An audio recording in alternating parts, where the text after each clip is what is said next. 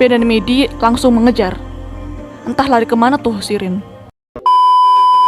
Episode 11. Rin terus berlari masuk dalam hutan. Ben dan Medi sudah tak kuat lagi mengejar. Mereka tidak punya pilihan lain selain meminta bantuan pada Nicole. Di bar, Nicole masih berusaha membuat Sander memaafkannya. Nicole akhirnya jujur bahwa ia punya kakak seorang tentara yang mengalami luka parah saat bertugas di Irak. Setelah mendengar program militer tentang pengobatan prajurit terluka untuk bisa berjalan lagi, Nicole tertarik. Ia ingin menolong kakaknya. Maka dari itu, ia menyamar di Bristol Cove. Tapi ia tidak berniat menyakiti siapapun. Sander mulai mengerti. Kemudian ia bersama Nicole menemui Ben Medi di gudang. Nicole kecewa kenapa Ben tidak mengabarinya ketika tahu Rin tidak baik-baik saja. Karena sudah terlanjur, lebih baik mereka mencari cara menemukan Rin. Dengan bantuan satelit militer, Nicole melacak keberadaan Rin. Mereka berempat langsung menuju ke lokasi. Rin bersembunyi ketika berpapasan dengan 2 orang pemburu. Ben datang dan langsung mengejar Rin, sampai ia kehilangan jejaknya. Sekarang Medi yang bertemu Rin. Rin terlihat sangat liar. Medi terpaksa menodongkan senapan. Tiba-tiba Rin menyanyikan lagu siren pada Medi. Medi terlena dan mendekat. Hampir saja Medi tidak selamat sebelum Ben datang, membuat Rin juga berhenti menyanyi, dan ia langsung terjatuh. Rin akhirnya sadar. Aduh, Medi mampus nih udah kena nyanyian siren. Walaupun agak syok, untuk saat ini Medi merasa baik-baik saja. Rin mengaku ia ingat semua yang ia lakukan, tapi dirinya tidak bisa menghentikan. Dan setelah menyanyi, ia merasa baikan. Sander masih menanyakan akibat dari rencana mereka, apalagi setelah Medi terkena nyanyian siren. Sander menyarankan agar mereka memeriksa kepala mereka masing-masing. Di kediaman Pownell, Ted tidak menyangka Elaine melakukan uji klinis lain tanpa seizinnya. Apalagi, Elaine dan Ben merahasiakan pengobatan itu darinya. Walaupun kini Elaine sudah lebih sembuh, Ted tetap merasa khawatir. Lalu Elaine berniat mengadakan pertemuan. Ia menelpon Ben untuk acara makan malam. Tak lupa, ia meminta Ben untuk mengajak Rin. Di lab, Medi menjalani pemeriksaan otak. Dilanjut, pemeriksaan juga pada Ben. Di rumahnya, Helen melihat kembali rekaman film milik ayah dan ibunya dulu. Kemudian Ben, Medi, dan Rin datang. Helen mengatakan ayahnya meninggal beberapa minggu sebelum ia lahir, akibat aneurisma otak. Helen juga membicarakan tentang pertemuannya dengan Beth dan kelompoknya. Tapi ia masih ragu apakah orang-orang itu berbahaya atau tidak. Sejauh yang Helen tahu, orang-orang itu hanya ingin merahasiakan jati diri mereka dari dunia luar. Hasil pemeriksaan otak telah keluar. Ternyata benar, mitos lagu siren memang mempengaruhi otak manusia. Terlihat otak Decker sangat gelap, sedangkan otak milik Ben dan Medi tidak terlalu gelap. Lagu siren mengendalikan otak di bagian akal dan emosi, sehingga membuat orang tidak sadar berbuat hal yang buruk. Nicole punya ide untuk menganalisis lebih jauh bagaimana efek nyanyian siren melalui rekaman. Untungnya Ben Medi masih punya file rekaman nyanyian Rin, sehingga bisa diteliti. Medi mendapat telepon ibunya bahwa listrik rumah mati. Sebelum pergi, Ben mengingatkan agar segera mengabari jika terjadi sesuatu. Sampai rumah, Susan menunjukkan tempat yang terjadi kerusakan listrik. Medi nekat memperbaiki sendiri kabel-kabel yang putus. Padahal Susan sudah mengingatkan itu cukup berbahaya. Tapi Medi tak mau tahu. Sekali lagi Medi diingatkan, tapi ia malah membentak ibunya dan hampir saja ia tersengat listrik. Wah, ada yang gak beres nih sama emosi Medi. Rekaman nyanyian Rin diperiksa. Peneliti bilang, satu lagu terdiri dari ratusan frekuensi dan lapisan. Semua level yang berbeda, polifonik dan amplitudo, belum pernah peneliti lihat bahkan dari paus atau lumba-lumba. Benar-benar luar biasa. Mereka perlu mengujinya satu-satu. Dan Ben mau mendengarkannya langsung selagi mereka pantau satu-satu.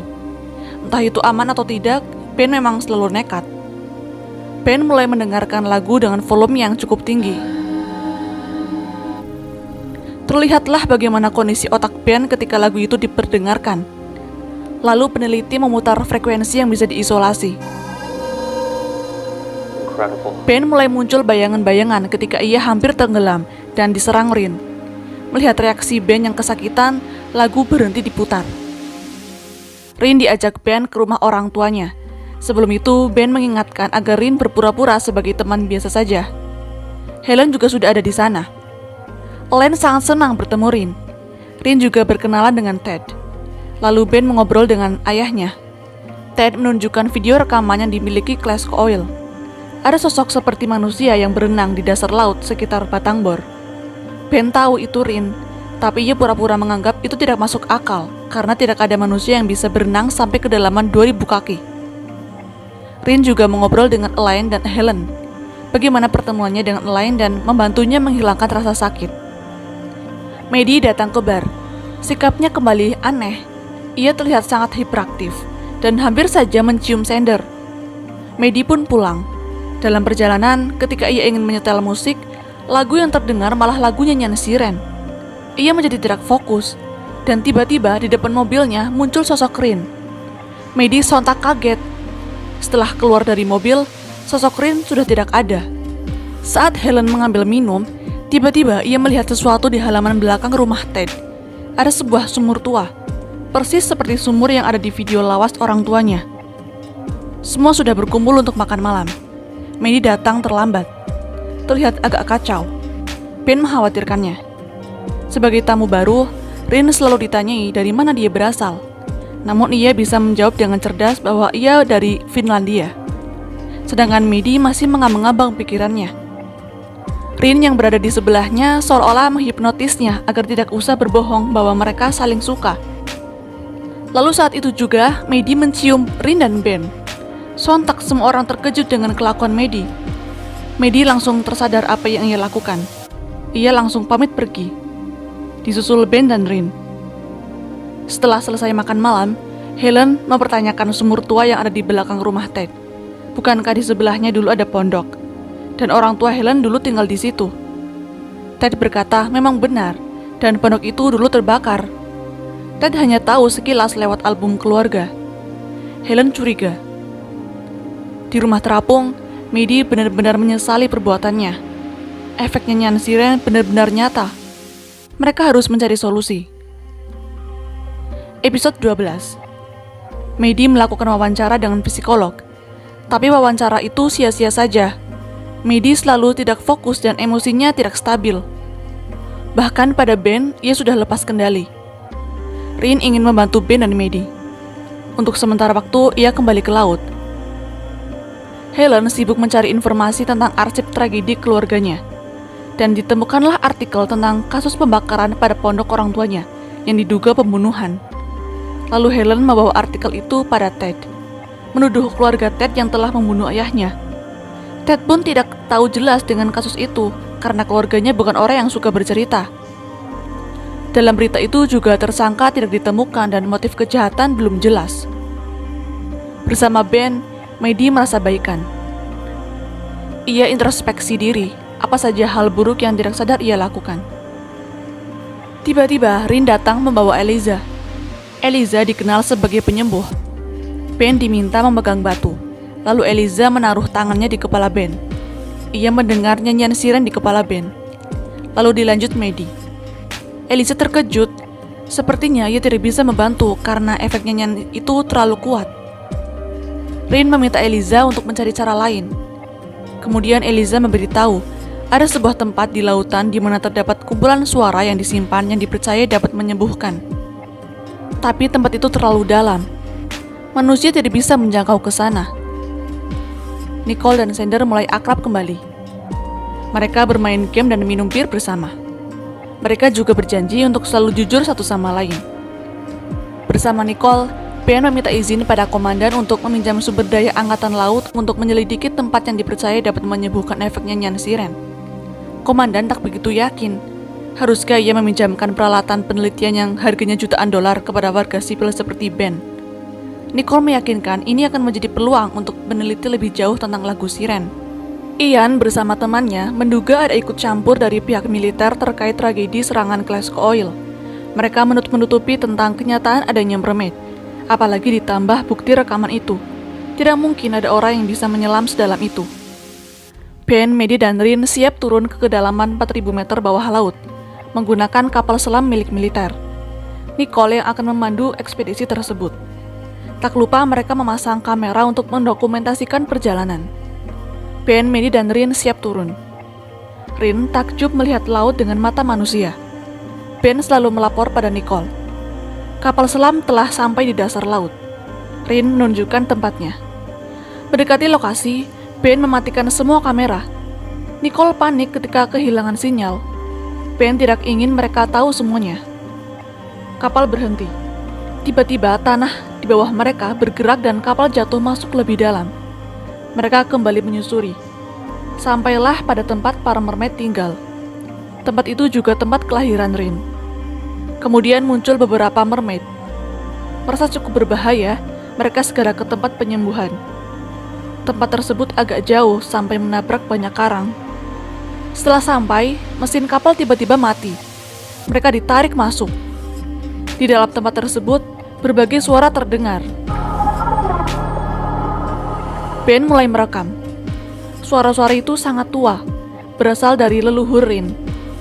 Mereka merasa tentram mendengar suara-suara itu. Setelah pulang ke daratan, Nicole marah-marah, kenapa tidak ada komunikasi selama hampir 4 jam? Ben hanya menjawab, mereka kehilangan sinyal setelah mencapai bagian bawah. Tapi Ben berkata, misinya berhasil. Ia memberikan file rekaman suara-suara dari dalam laut tadi. Rick bertemu Beth. Beth ragu apakah Helen bisa dipercaya. Rick mengatakan Helen seperti mereka yang menjaga rahasianya. Dan Rick juga menceritakan Helen punya teman dari keturunan mermaid langsung. Ia sudah bertemu para mermaid itu. Di bar, Sander dan Calvin tiba-tiba melihat keberadaan Levi. Aduh, ini Levi ngapain ya kembali ke daratan? Ngakak pokoknya kalau lihat dia. Sander dan Calvin menyuruh Levi kembali saja ke laut, karena daratan tidak aman. Tapi Levi tidak mau. Ia ingin merasakan kembali menjadi manusia. Akhirnya Levi dibawa keluar dan ditinggalkan di dermaga. Tiba-tiba ada 2 orang pria menagih hutang pada Calvin. Calvin memang seorang pejudi. Ia sedang terlilit utang. 2 orang itu menghajar Calvin dan Sander. Kemudian Levi datang menghajar balik 2 pria tersebut. Calvin dan Sander merasa tertolong. Mereka harus segera mengabari Ben tentang keberadaan Levi. Sementara itu, Levi akan dititipkan di rumah Helen. Helen datang ke rumah John secara diam-diam. Helen ingin tahu maksud perkataan John tentang kedua orang tuanya. John pun mulai bercerita. Dulu, John dan ibunya Helen mempunyai hubungan dekat. Mereka hampir dinikahkan untuk mempertahankan garis keturunan. John memperlihatkan fotonya. Perjodohan mereka tidak jadi karena ibunya Helen mencintai pria lain, yaitu ayahnya Helen. Ayah Helen adalah manusia, sedangkan ibunya Helen dari keturunan mermaid, sehingga hubungan itu dilarang. Orang tua Helen harus bersembunyi. Entah kelompok itu yang membunuh ayah Helen atau bukan, tapi mereka akan melakukan apapun untuk menjaga rahasia. Hari itu, Beth berkunjung ke toko Helen. Basa-basi tentang tradisi keluarga mereka, juga tentang rahasia yang harus mereka jaga. Beth dan Helen ingin memulai dengan saling jujur. Tapi ketika Helen bertanya apakah orang-orangnya Beth yang membunuh ayahnya, Beth tak mau menjawab dengan jelas. Ia bahkan belum lahir waktu itu, dan hanya tahu perkawinan orang tua Helen dari cerita-cerita. Setelah itu, Beth pergi. Saat ia berjalan pulang, ia berpapasan dengan Levi. Seketika ia seperti merasakan sesuatu setelah berpapasan dengan Levi. Di lab, setelah otak Ben dan Maddie diperiksa kembali, hasilnya menakjubkan. Kerusakan pada bagian otak telah hilang. Lagu-lagu itu telah berhasil membantu. Ben, Maddie, dan Rin sangat bersyukur. Dengan ini mungkin mereka bisa membantu ibu Ben dengan perawatannya. Ted telah menemukan surat di loteng. Ia menunjukkan pada Elaine. Surat itu berisi pesan antara nenek Ted dan ibunya Helen. Ibunya Helen tengah hamil dan meminta bantuan neneknya Ted untuk dicarikan tempat bersembunyi. Ternyata pondok di belakang rumah mereka lah tempat ibunya Helen bersembunyi. Malam hari, Ben, Maddie, dan Rin bersantai sambil nonton film. Di lain tempat, Nicole kedatangan Sander. Mereka udah fix balikan nih. Sander numpang mandi. Ternyata diam-diam Nicole sedang mengawasi aktivitas Ben, Maddie, dan Rin lewat CCTV yang telah dipasang. Wah, ada rencana apa lagi nih si Nicole? Episode 13. Ian Sutton masih penasaran dengan video rekaman bawah laut dari Glasgow Oil. Siapa kira-kira orang yang berenang itu? Pagi hari, Ben, Maddie, dan Rin kembali memadu kasih, dan aktivitas mereka masih dipantau oleh peneliti militer. Helen mengabari Ben dan kawan-kawan bahwa Levi ada di daratan. Mereka langsung ke rumah Helen. Maddie melihat kulit Rin berubah menjadi lebih bersinar. Rin berkata sudah hampir tiba waktunya musim kawin bagi mermaid. Begitu juga Levi, lehernya bersinar-sinar.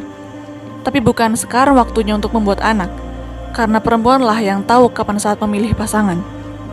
Saat ini populasi mermaid juga berkurang. Sudah lama tidak ada mermaid yang berhasil hamil. Bukan hanya mermaid, mamalia laut lain juga sulit hamil. Banyak faktor seperti polusi, pemanasan global, dan lain-lain.